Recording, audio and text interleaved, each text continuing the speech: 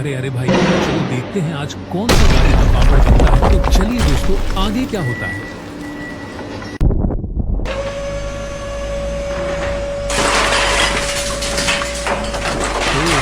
इसी गाड़ी I का told you papad this car is a बनेगा beast. देखने से पहले।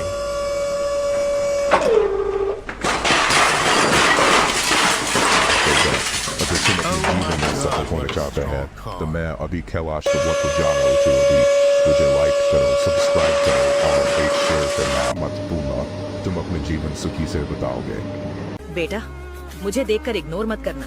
इस बार जो भी एग्जाम में पास होना चाहता है मैं पास कर दूंगी, मगर मेरा भी एक काम करना होगा। तुम्हें इस वीडियो को एक लाइक और चैनल को सब्सक्राइब करना होगा और 5 सच्चे मित्र को शेयर करना होगा। और मेरे बेटे, जाते जाते कमेंट में सरस्वती माँ लिख दो।